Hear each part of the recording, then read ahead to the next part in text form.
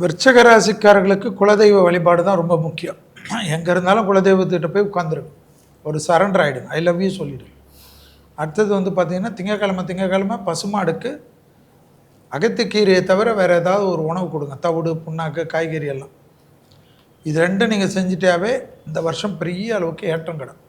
நான் ஃபாரினில் இருக்கேன், நான் போய் எங்கள் மாடுக்கு தேடுவேன்னா குடும்பத்தில் யாராவது உங்களுக்கு சொந்தக்காரங்க இல்லைன்னா ஒரே ஒரு ஃப்ரெண்ட்ஸ் கூட இந்தியா இல்லைன்னா அப்புறம் வாழ்க்கையே கிடையாது. யார்கிட்டயோ சொல்லி சொல்லும், அதை மட்டும் செஞ்சாவே பெரிய அதிர்ஷ்டம் கிடைக்கும். எல்லாமே ஏற்றம் கிடைக்கக்கூடிய டைம், அற்புதத்தை தரக்கூடிய டைம். அதே சமயம் கண்டிப்பாக உங்களுக்கு என்னென்னா வயிற்று சம்மந்தப்பட்ட உபத்திரத்தில் மட்டும் கவனம். பிள்ளைகளுடைய படிப்பு, உத்தியோகம், தொழில், வியாபாரம், சுபகாரிய தடைகள் நிவர்த்தி. அதிகமான நகை நட்டுக்களை வாங்கக்கூடிய ராசிகளை யார் வரும்னா விருச்சிகம். அதே போல் பார்த்தீர்கள் என்றால் தாய் வழி உறவு, தந்தை வழி உறவுடன் வாக்குவாதம் வேண்டாம். பெற்றோர் பெரியோருடைய தேகாரக்கத்தை அதிக கவனத்துடன் பார்த்துக்கொள்வது நீங்கள் தான். குரு பார்வை உங்கள் ராசிக்கே இருப்பதனால் எதற்கும் அஞ்ச வேண்டாம், முன்னேறி கொண்டே போங்கள். எதிரிகளை யாரையும் வளர்த்து கொள்ளாதீர்கள், எதிரிகளை அரவணைத்துக் கொள்ளுங்கள். இல்லை எதிரிகளிடத்தில் சமாதான உடன்படிக்கை செய்து கொள்ளுங்கள்.